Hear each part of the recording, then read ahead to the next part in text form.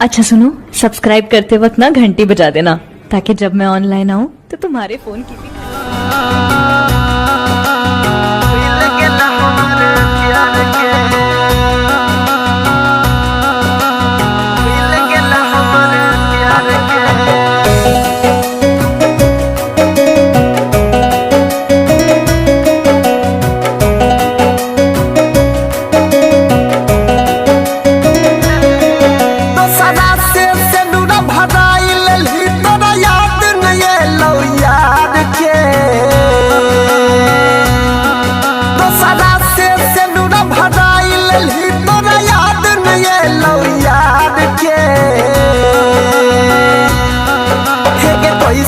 दुनिया में चल गला जे भूल गला हमर प्यार के है के कैसन दुनिया में चल गला जे भूलल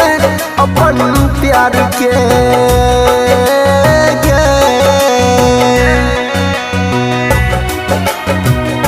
भूल गला हमर प्यार के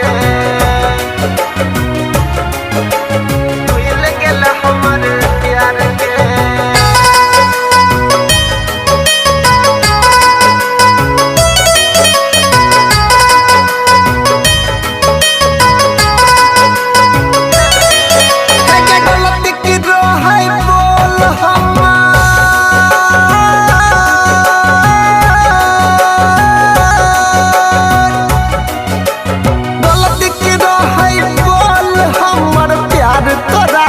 के लियोगे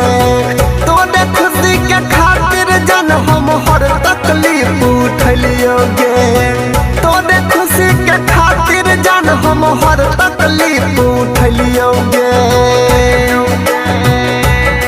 हमारा हंसत खेलत जिंदगी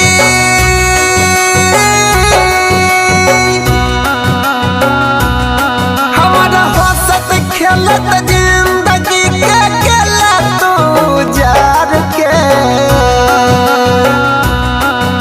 के कैसन दुनिया में चल गला जे भूल गला हमर प्यार के है के कैसन दुनिया में चल गला जे भूलल अपन प्यार के